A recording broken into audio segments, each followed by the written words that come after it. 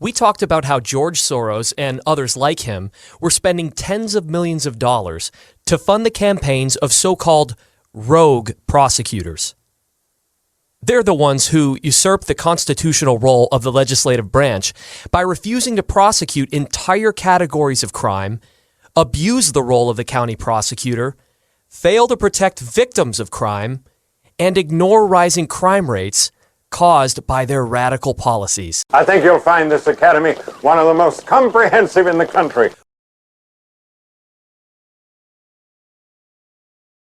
Let us look at this slide for a moment without comment. Let's bring in Laura Curran, a member of the Democratic Party, who was a Nassau County executive who lost a nail-biter, Bruce Blakeman, and her seat.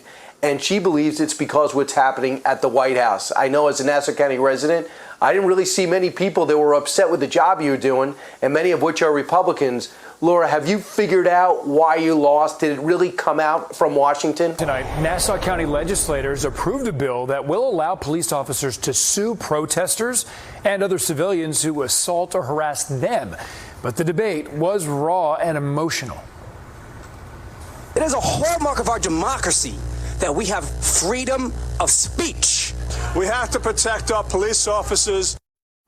Now, this legislation also gives officers legal protection under the county's human rights law, which was originally designed to bar discrimination based on race, religion, gender, or sexual orientation.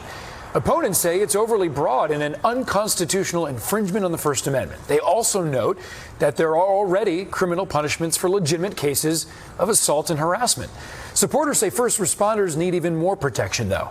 This proposal, by the way, passed, even though the response from the county residents at that public hearing today was overwhelmingly negative. When we found out that Laura Curran vetoed a bill that would have made it possible for first responders and cops and folks of that nature to sue these ridiculous protesters who treat them so disrespectfully and in such gross fashion, and we love that and couldn't understand why anybody would be against that. I think it really has. Unfortunately, my party, the Democratic Party, just conveys weakness right now.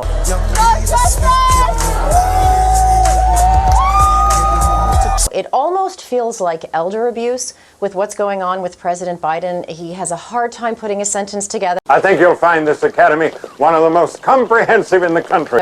I think everyone gets nervous, listening to him talk if he's going to mess up.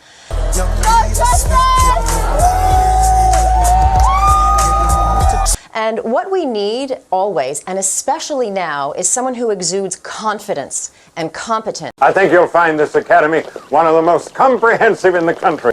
Someone who sets a reassuring tone, and we're not getting that at the top right now. And unfortunately, I think your previous guest, Karl Rove, is absolutely right. I think it's going to be a bloodbath for the Democrats in the midterm.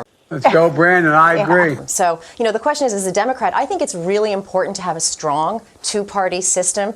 I think it's good for democracy. I don't think it should be one-party rule either way. I think you'll find this academy one of the most comprehensive in the country. But unfortunately, it seems like we're giving the Republicans ammunition just to shoot us because we exude this weakness. Let's go, Brandon. I agree. People want to be reassured that government is there for them, not telling them what to do, but making sure the roads are in good shape, making sure the sewage is properly run, making sure that public safety is where it should be. I think you'll find this academy one of the most comprehensive in the country. That's what people expect, and unfortunately, my party is not delivering this right now. Let's go, Brandon. I agree.